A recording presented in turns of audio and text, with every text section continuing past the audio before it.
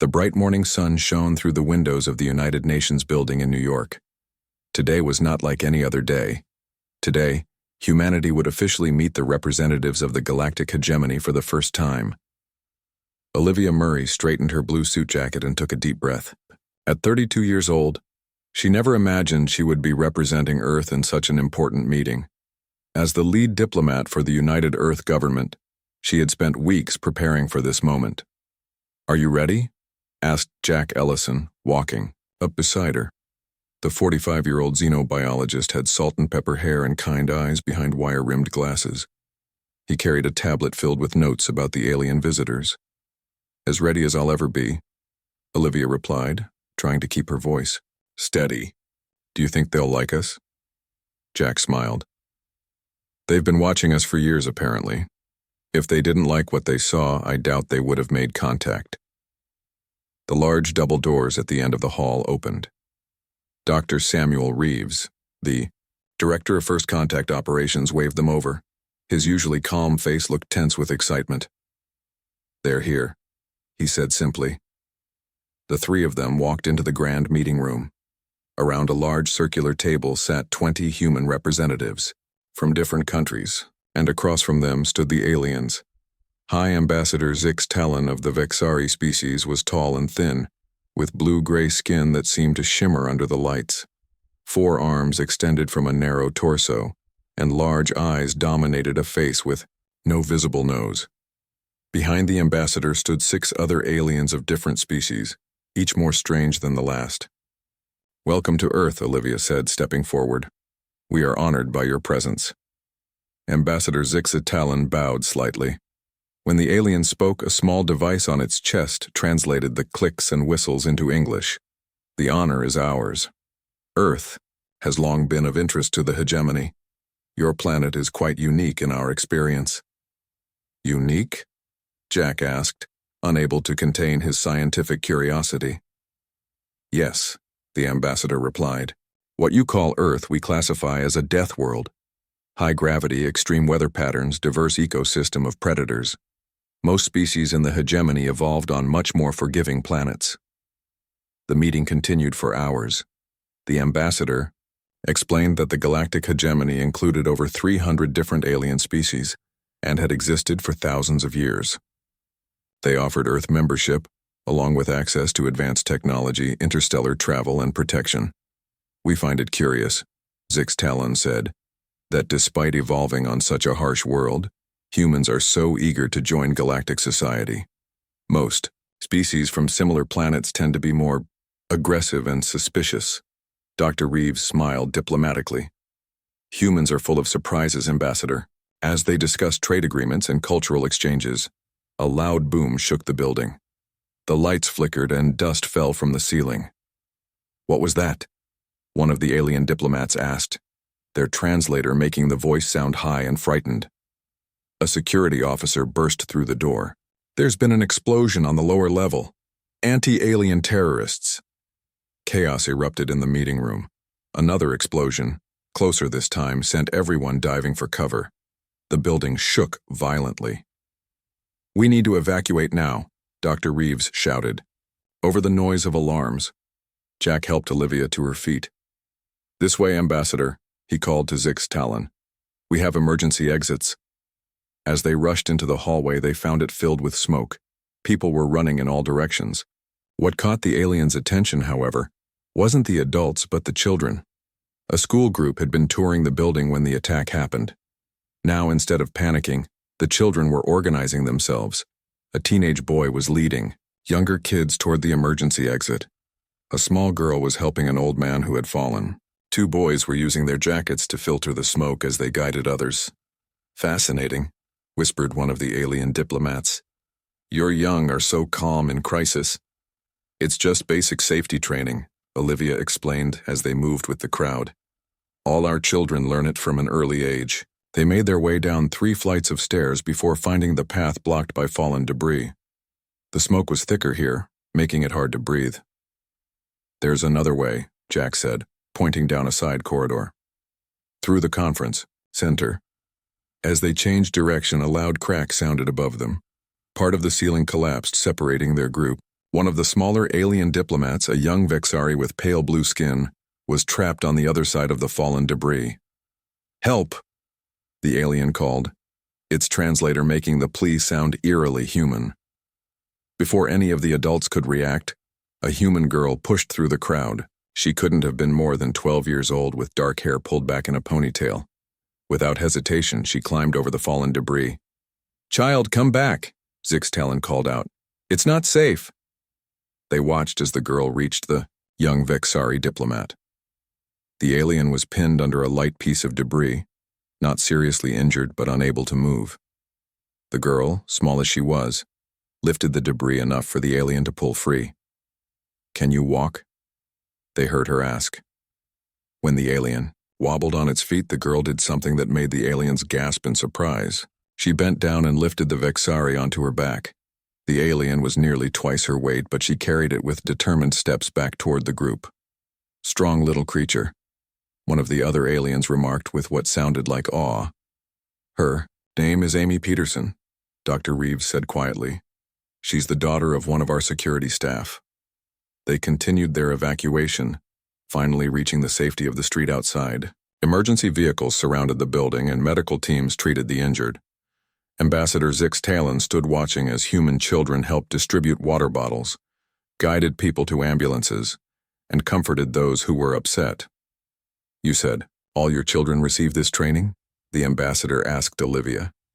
"Basic first aid, emergency procedures, how to stay calm in a crisis," she confirmed. "It's standard education." The ambassador exchanged looks with the other aliens.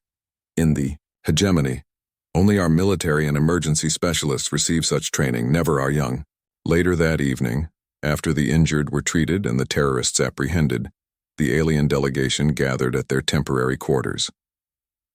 Security footage from the United Nations building played on a large screen. They watched again as young Amy Peterson carried the Vexari diplomat to safety. "Their children behave like elite rescue workers," one alien observed.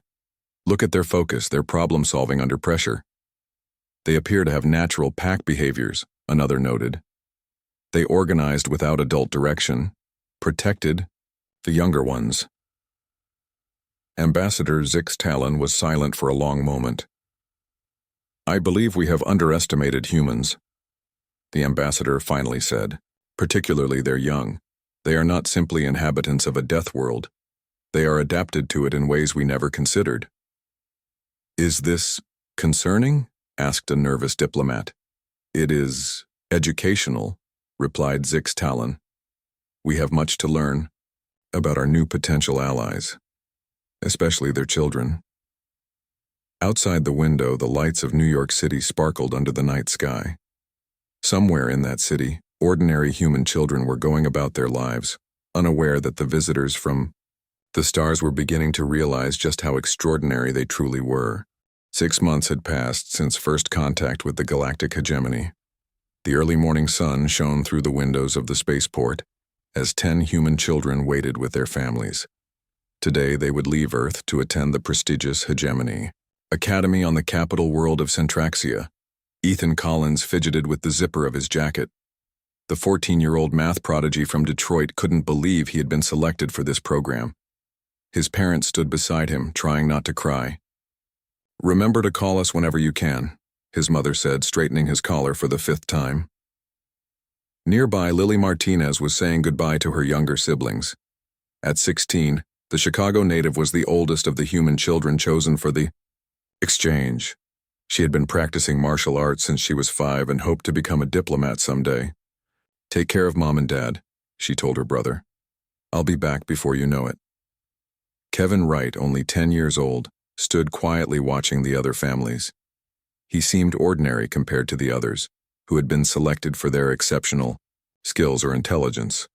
But the selection committee had been impressed by his remarkable adaptability during the tests. A tall, slender alien approached the group. Zorn was a Tellurian with pale green skin and large pupilless eyes. He would be their main instructor at the academy. "It is time, young humans," Zorn announced, his translator making his voice sound musical. "Please complete your farewells. After tearful goodbyes, the children boarded the shuttle that would take them to the hegemony ship waiting in orbit. None of them had ever been to space before. As the shuttle lifted off, they pressed their faces against the windows, watching. Earth grows smaller beneath them. I didn't think it would look so blue from up here, Kevin said quietly. The journey to Centraxia took 3 weeks. The children struggled at first with the artificial gravity and recycled air. The alien food made them sick until the ship's chef learned to prepare special meals for them. By the time they arrived, they had begun to adapt to their new environment. Centraxia was a world of towering crystal spires and vast, perfectly maintained gardens.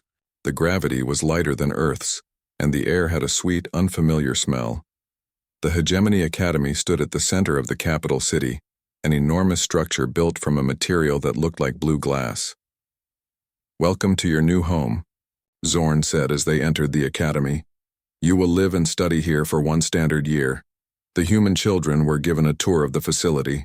They saw classrooms filled with advanced technology, training rooms with equipment they didn't recognize, and dormitories where they would sleep.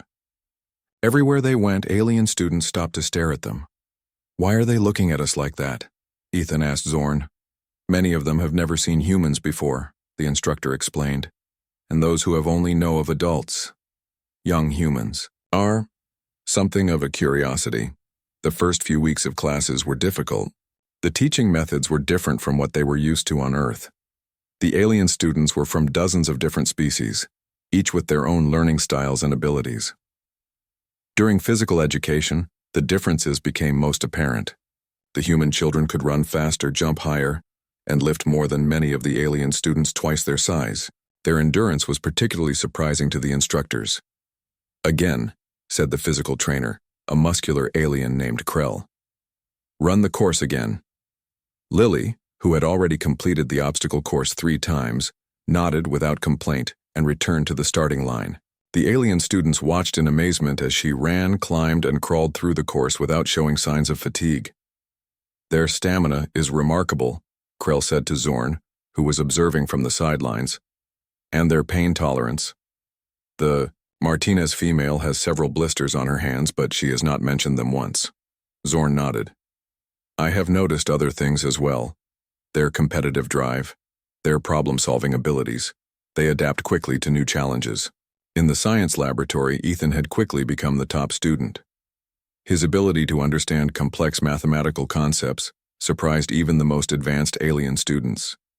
Kevin, despite being the youngest, had made friends with students from 12 different species, learning bits of their languages and customs with ease. One day, about 3 months into their stay, a major test was announced. All students would participate in a survival training exercise in the Academy's environmental simulator. The simulator could recreate various planetary conditions, allowing students to practice survival skills in a controlled setting. "You will be divided into teams," Zorn explained to the class. "Each team must establish shelter, find water, and survive for 26 standard hours." The human children were split up and placed in different teams. Lily found herself leading a group that included a spider-like arachnid, 2 jellyfish-like medusans, and a rock-skinned granulite. Ethan was placed with a team of avian species, while Kevin joined a group of amphibious aliens. The simulation began with a forest environment. The temperature was cool but comfortable, and resources were plentiful. The team spread out, each finding their own territory to set up camp. Then, without warning, the environmental controls malfunctioned.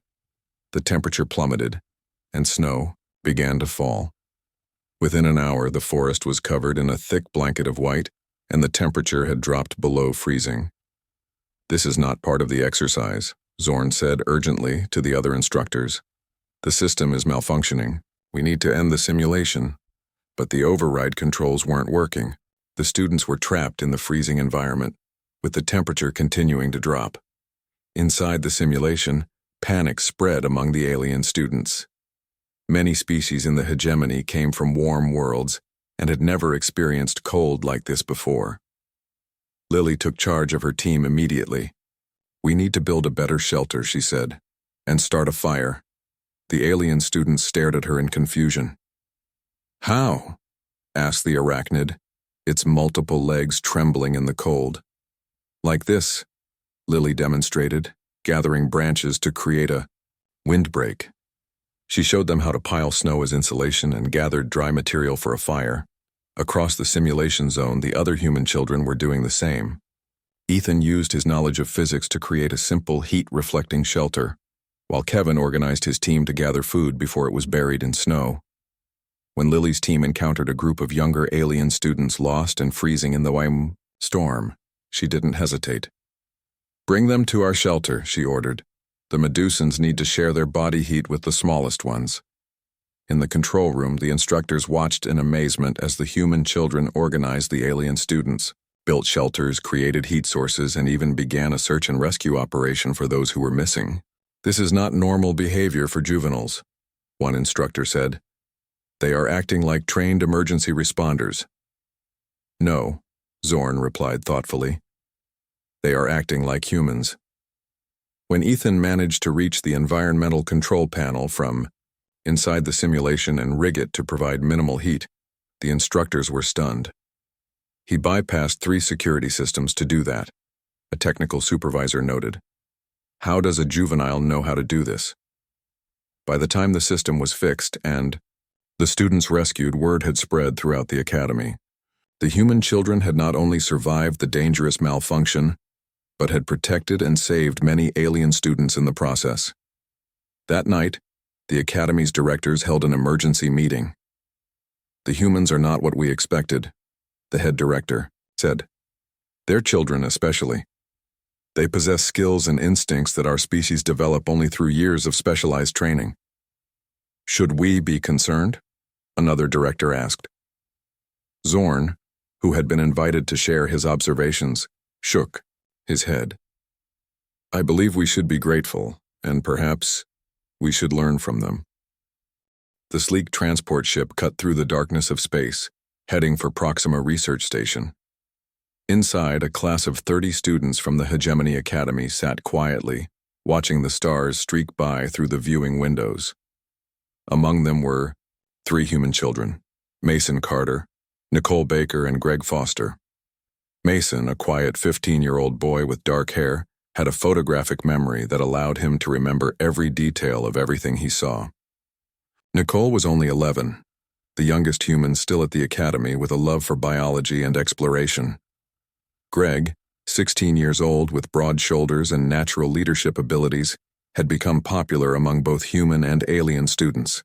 "We will arrive at Proxima Station in 20 minutes, announced their teacher, a tall, thin alien named Professor Yalti. "Remember, this is a research facility. Touch nothing without permission." Nicole could barely contain her excitement. "I read that they study all sorts of alien life forms there," she whispered to Mason. "And they have the biggest biology lab in this sector." Mason nodded, but said nothing. He was busy memorizing the layout of the station from the diagram displayed on the screen at the front of the ship. Greg leaned across the aisle. "Just stay close," he said to Nicole. "Remember what happened during the cold simulation. We need to be careful." After the incident in the environmental simulator 3 months ago, the human children had become minor celebrities at the academy. Some alien students admired them, while others seemed wary or even afraid. The academy directors had increased their observation of the humans, adding extra cameras to their dormitories and classrooms. The ship docked with a gentle bump. Through the airlock windows, they could see Proxima Station, a massive wheel-shaped structure orbiting a volatile red star. The station housed some of the hegemony's most advanced and dangerous research projects. Dr. Calix, the head scientist, greeted them at the airlock. Dr. Calix was a Thraxian, with dark purple skin and 4 sets of eyes arranged in a circle around his head. "Welcome to Proxima Station," Dr. Calix said. "We are honored to have students visit our facility. Please follow me and remember the safety protocols." The tour began in the main laboratory where scientists worked with strange equipment the children had never seen before. Nicole asked so many questions that Professor Yalti had to remind her to let others speak too. Mason walked silently, his eyes taking in every detail, every door, every sign, every emergency exit. Greg noticed something odd. "Where are all the security guards?" he asked Dr. Calix. "A place like this should have more protection." Dr. Calix's upper eyes blinked rapidly. "Very observant young human. Most of our security personnel are currently attending a training exercise in another sector. But do not worry, our automated systems are more than adequate." They continued the tour, moving deeper into the station. They saw hydroponics gardens where alien plants grew in strange patterns, and physics labs where scientists manipulated gravity and light. Dr. Calix led them toward a restricted area at the far end of the station. "This next section houses our most sensitive research," the doctor explained. "We must pass through a decontamination chamber first." As the group filed into the large chamber, alarms suddenly blared throughout the station. Red emergency lights began flashing and a computerized voice spoke in several alien languages. "Containment breach in Sector 7. All personnel evacuate immediately. This is not a drill."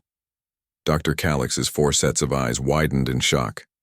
"Impossible," he whispered. "That's the high-security biological research lab." The doors to the decontamination chamber sealed shut automatically, trapping the students Professor Yalty and Dr. Calix inside. "What's happening?" an alien student cried, their translator making their voice sound shrill with fear. Dr. Calix moved to an emergency console on the wall. "Something has escaped from our research lab," he explained, his fingers flying over the controls. "The station has initiated lockdown procedures." Through the small window in the chamber door, they could see station personnel running past in panic. Suddenly, the lights went out, leaving only the dim red emergency lighting. "The main power has been cut," Dr. Calix said, his voice now showing clear fear. "That should not be possible unless—" A horrible screeching sound came from somewhere in the darkened corridor outside, then a wet, tearing noise, followed by silence. "Unless what?" Greg demanded. "Unless the Nexus predator has escaped," Dr. C. Calix finished. "It's a genetically engineered life form designed to test military defenses. It's highly intelligent and can cut through most materials. It also has the ability to disable electronic systems." The alien students began to panic, some crying out in their native languages, others huddling together in fear. Professor Yalty tried to calm them, but he too seemed overwhelmed. Greg looked at Mason and Nicole, then stepped forward. "Everyone needs to be quiet," he said in a firm, calm voice that cut through the panic. "Dr. Calix, is there a way to contact security from here?" The scientist shook his head. "Communications are down, and if the Nexus predator is loose, then the security team has likely been neutralized." Nicole tugged on Mason's sleeve. "I saw something in the biology lab," she whispered. "They were studying predator weaknesses. There was a display about enhanced smell but poor vision." Mason nodded, his mind racing through the station layout he had memorized. "There's a ventilation system that connects all sections of the station," he said quietly. "It's too small for adults, but some of us could fit." Greg took charge immediately. "Here's what we're going to do," he announced to the frightened group. "First, we need to organize ourselves. The younger students should stay in the center of the group, with the older ones forming a protective circle." The alien students looked at him in surprise but began to follow his instructions. Even Professor Yalty deferred to the human boy's authority. "Mason," Greg continued, "you know the station layout. Find us a safe route to the emergency shuttles." "The shortest path is too dangerous," Mason replied. "But there's a maintenance tunnel 3 sections over that connects directly to the shuttle bay." "Nicole, you said the creature has a good sense of smell but poor vision, right?" The young girl nodded. "Yes, and from what I saw in the lab, it might be sensitive to certain chemicals. There was a formula on one of the screens. Can you recreate it?" Nicole bit her lip. "I think so. Most of the ingredients should be in the first aid cabinet." Greg turned to Dr. Calix. "We need to get out of this chamber. Can you override the lockdown?" The scientist hesitated, then nodded. "I can, but it's dangerous. The predator is out there." "We can't stay here," Greg insisted. "If it can cut through materials like you said, this chamber won't protect us for long." Reluctantly, Dr. Calix entered a code into the emergency console. The chamber doors slid open, revealing a dark, silent corridor. Greg organized the students into a tight group. Nicole worked quickly with the first aid supplies, creating a mixture that she said would confuse the predator's sense of smell. Mason led the way, his perfect memory guiding them through the darkened station. They moved slowly, stopping at each intersection to listen.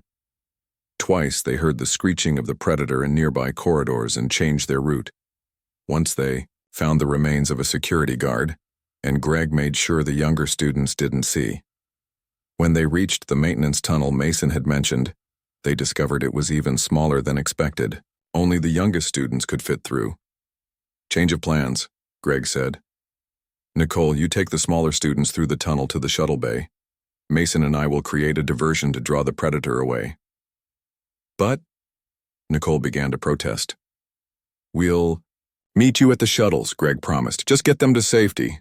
Nicole nodded bravely and led the youngest alien students into the tunnel. Greg and Mason, along with Professor Yalty, Dr. Calix, and the older students, continued through the main corridors. They used Nicole's chemical mixture to mask their scent, but they knew it wouldn't work forever. As they neared the communication center, they heard the predator approaching, a clicking, scraping sound that echoed through the metal corridors. "It's hunting us," Dr. Calix whispered. "We cannot outrun it." Mason pulled Greg aside. "I have an idea," he said quietly. "The predator disables electronic systems, right? What if we could trap it using that against it?" "How?" Greg asked. "The station's automated security doors. If we could lure it into a section, then trigger the doors to close." Greg nodded. "Let's do it." Together, the humans formulated a plan. Using pieces of clothing soaked in their scent, they created a trail leading to a small research lab with reinforced doors. Mason figured out how to manually override the door controls while Greg prepared to act as bait. The plan worked. The predator followed the scent trail into the lab, and when Greg narrowly escaped through the door, Mason slammed it shut behind him. The creature was trapped. With the immediate danger contained, they made their way to the shuttle bay where they found Nicole and the younger students had successfully reached the emergency shuttles. Using the communication equipment on board, they managed to contact hegemony security forces.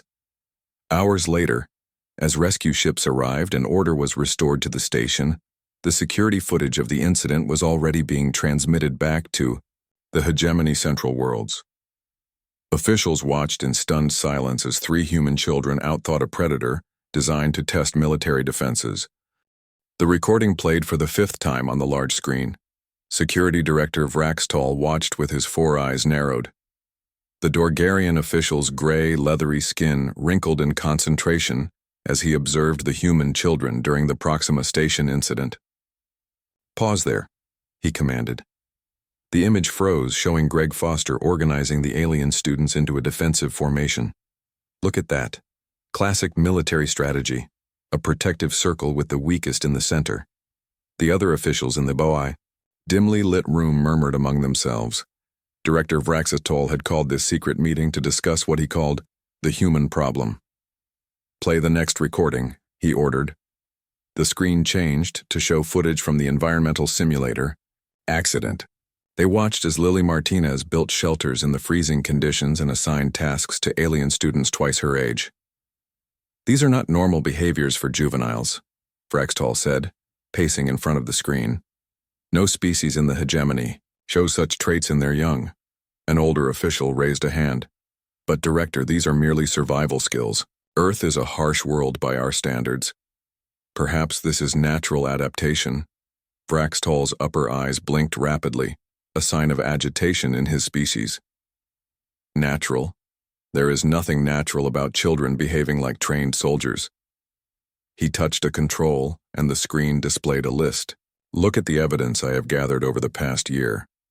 The list showed observations about human children, extraordinary healing abilities compared to other species, psychological resilience and adaptability, instinctive pack behaviors and hierarchy, formation, predatory instincts and threat assessment abilities, pain tolerance exceeding adult members of most hegemony species.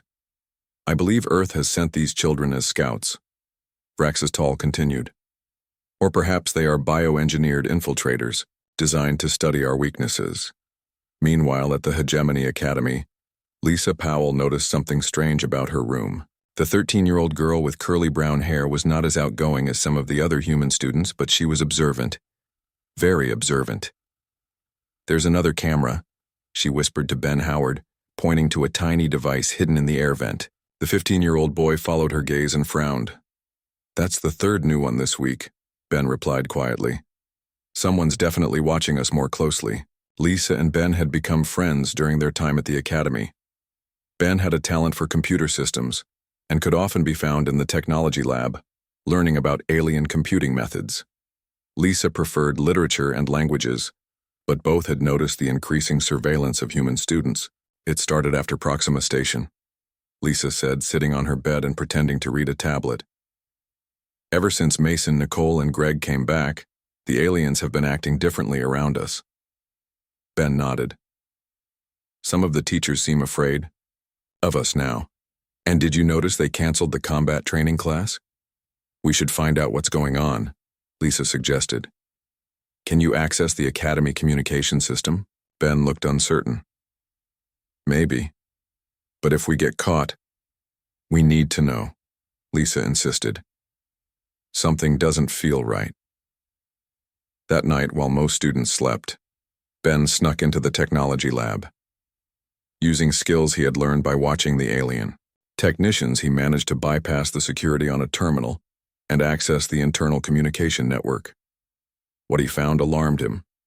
There were hundreds of messages about the human students classified as high security. Many contained the name Varaxtol and references to something called the Human Containment Protocol. Ben downloaded as much information as he could onto a data device, then carefully erased any trace of his activities from the system. He hurried back to find Lisa.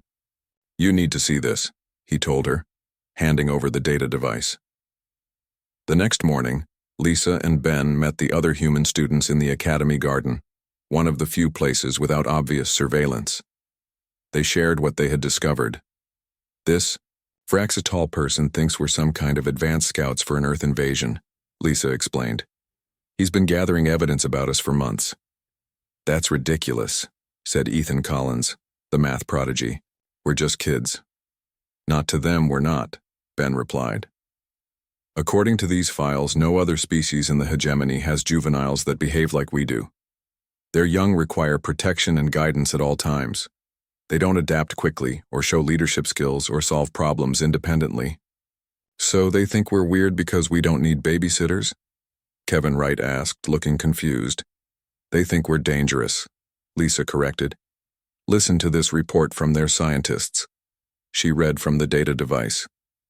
"Human juveniles display traits that in other species are found only in highly trained adult military units. Their instinctive pack behaviors, problem-solving abilities, and protective responses toward weaker members suggest an evolved predatory nature unlike anything previously encountered in the hegemony." The human children looked at each other uneasily. It had never occurred to them that normal human behaviors would seem threatening to aliens. "We should tell someone about this," Lily Martinez suggested. "Maybe Admiral Clark? She's the human military liaison to the hegemony." Admiral Susan Clark had visited the academy several times to check on the human children. She was a tall, stern woman with short gray hair who had once been a space pilot before becoming a diplomat. "I can send her a message," Ben offered. "But we have to be careful. According to these files, Varaxtol is planning to present his evidence to the Hegemony Security Council soon." On the Hegemony capital world, Admiral Susan Clark was already growing suspicious. The Hegemony officials had canceled 3 of her scheduled visits to the academy in the past month. When she demanded an explanation, she received only vague excuses about curriculum adjustments and security upgrades. In her office, the Admiral reviewed the reports from Earth about the exchange program. The human children were thriving academically, learning alien languages and sciences at an impressive rate. But the hegemony's reports about the children had become increasingly restricted. "Something isn't right," she muttered to herself. She sent a message to Earth, requesting additional human observers be sent to the academy immediately. Before her message could be answered, a secure communication arrived from Ben Howard. The Admiral's face grew grim as she read it. Computer, connect me with Ambassador Frank Daniels, she ordered. Frank Daniels, the human ambassador to the hegemony, was a gentle-looking man with kind eyes and a diplomatic smile that hid a sharp mind. When Admiral Clark shared what she had learned, his smile disappeared. "How reliable is this information?" he asked. "The source is one of our students, but the data appears authentic," she replied. "If Vraxitol convinces the Security Council that human children pose a threat, they could vote to remove all humans from hegemony space. Or worse," the ambassador said grimly. "Remember, many species in the hegemony have never encountered predator species before. They might see us as a contamination to be contained or eliminated. We need to act quickly," Admiral Clark urged. "The children are being watched too closely. If they appear to know something is wrong, it could accelerate Vraxitol's plans."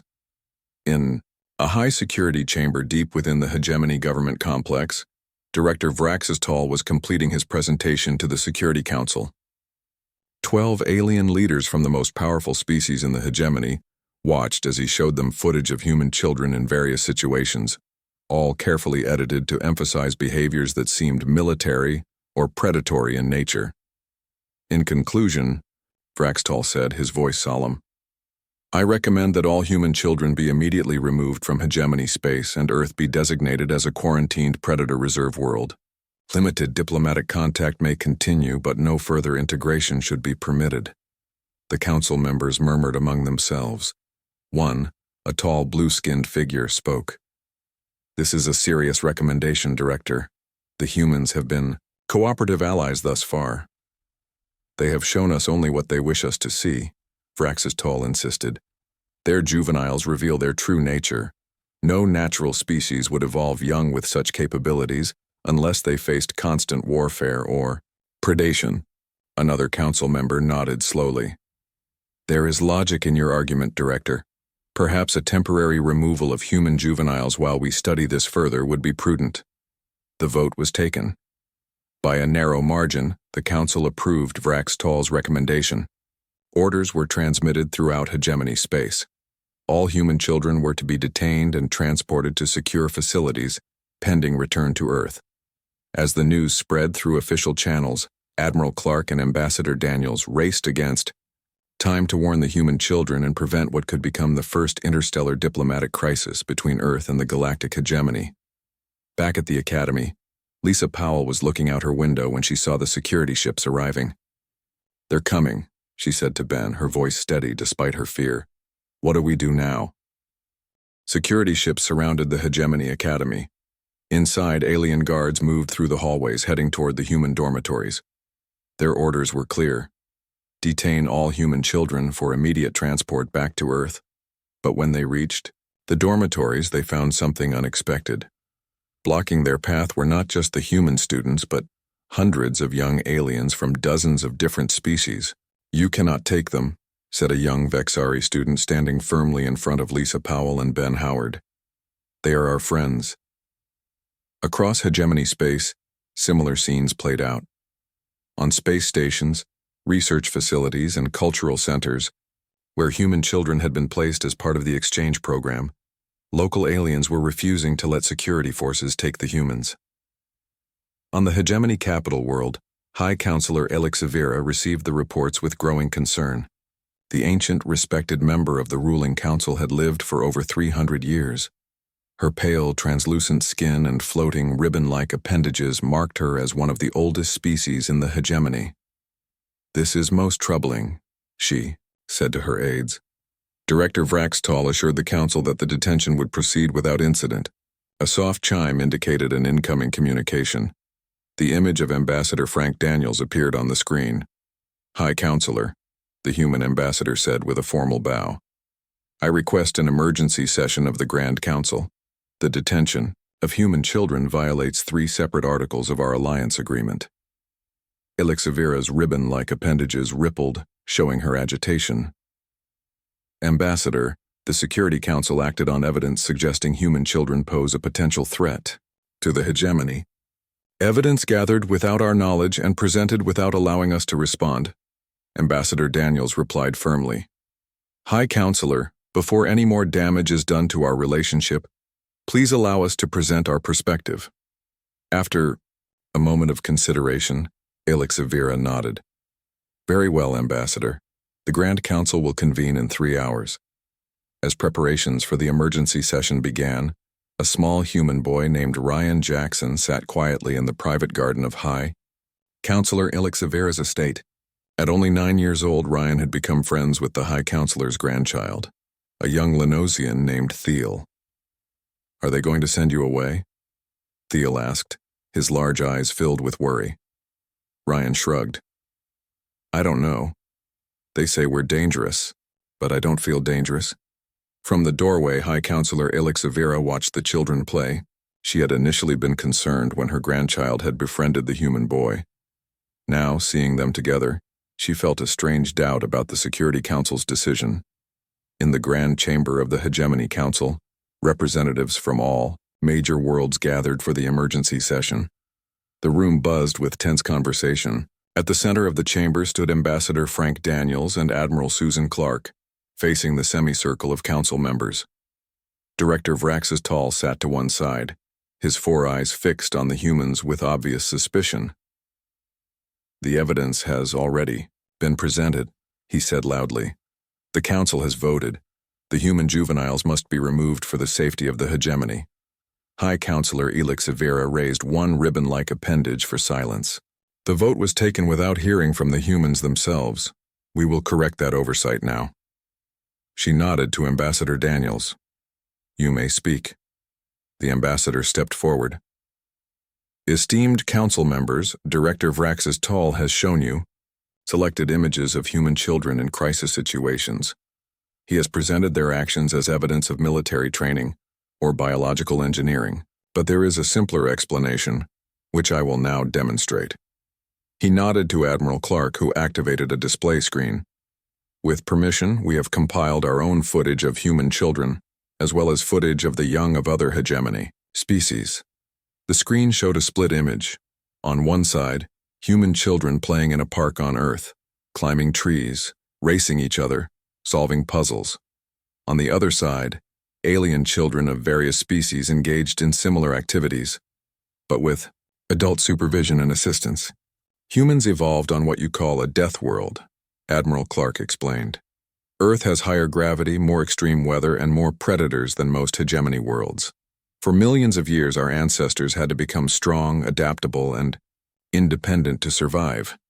The ambassador continued. Our children are not engineered or specially trained. They simply develop differently because of our planet's conditions. What seems extraordinary to you is normal for us. Director Vraxtall stood abruptly. This explains nothing. I have seen these children organize tactical responses, create tools from available materials, and protect the weak with military precision. No natural development accounts for such behaviors. Actually, it does, said a new voice. Everyone turned to see a 16-year-old human girl enter the chamber. Claire Mitchell walked confidently to the center of the room. This is Claire Mitchell, the ambassador explained. She was part of the first group of exchange students. Claire looked around at the alien council members. I understand why you're afraid of us, she said simply. When I first came here, I was shocked by how different your children are from ours. They need constant protection and guidance. They don't form groups or solve problems on their own. She took a deep breath.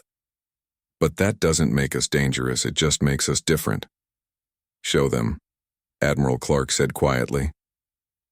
Claire nodded, and the screen changed again. Now it showed 3 different scenes. Claire diving into toxic water to save a drowning alien child. Ethan Collins working 3 days without sleep to repair life support systems during a space station emergency. A group of human children forming a protective circle around younger alien students during a riot on an outer colony world. These are the same behaviors Director Vraxtall calls threatening, Claire explained. But they're not about domination or aggression. They're about protection. Humans are predators, yes, but we evolved to protect our young, and those we consider part of our group. The council chamber was silent as the footage played. Then High Counselor Elixivira rose from her seat. I have something to add, she said. My grandchild befriended a human boy named Ryan Jackson. At first I worried about this friendship, but I have observed them carefully, and I have concluded that Director Vraxital is both right and wrong. She moved to the center of the chamber, her ancient form floating gracefully. He is right that human children are unlike any others in the hegemony. They possess independence, resilience, and protective instincts that our young have lost. But he is wrong that this makes them a threat. The High Counselor's appendages spread wide, a gesture of emphasis in her species. Earth is not an anomaly, my friends. It represents what all worlds once were before our million-year peace. Human children aren't engineered super soldiers. They're simply what juvenile sapients naturally evolved to be on worlds where survival isn't guaranteed. She turned to face the entire council. We have lost something in our long peace. Our young no longer develop the independence and resilience they once had. We protect them so completely that they never learn to protect themselves or others. Director Vraxital shook his head. You cannot be serious, High Counselor. You're suggesting we should allow these predator juveniles to remain among us, to influence our own young? That is exactly what I am suggesting, Elixavira replied firmly. Not as a threat, but as a reminder of what we once were, and perhaps should be again. The debate continued for hours. Finally, a new vote was called. By a narrow margin, the council voted to reverse the detention order. Human children would be allowed to remain in hegemony space. In the following weeks, something unexpected happened. Rather than pulling their children out of the exchange program, more human families applied to send their children to the hegemony. And for the first time, alien families began requesting to send their young to Earth. New training programs were established, based on Earth's educational methods. Alien children were encouraged to explore, solve problems, and work together without constant adult supervision. Human children taught alien friends how to climb, build shelters, and trust their own instincts. On the observation deck of the Hegemony Diplomatic Station orbiting Earth, Ambassador Frank Daniels stood with High Counselor Elix Vera, watching the blue planet below. I never expected this outcome, the ambassador admitted. When the detention order was issued, I thought we might be heading for conflict. In our million years of peace, we forgot something important, the High Counselor replied. Strength and security are not the same thing. By protecting our young from all challenges, we made them secure but not strong. She gestured toward a nearby viewing window, where human and alien children played together. The alien children were attempting to build a fort from cushions and furniture, laughing as it collapsed and trying again. Your world was once classified as a death world to be avoided, Elixavira said quietly. Now we understand it differently. Not as a place of danger, but as a cradle of qualities the galaxy has forgotten and needs to remember, the ambassador smiled. So Earth's children aren't apex predators to be feared after all? Oh, they absolutely are apex predators, the High Counselor said with a sound like tinkling bells, her species' version of laughter. But they're predators, who protect rather than threaten, and that, Ambassador, is exactly what this galaxy needs.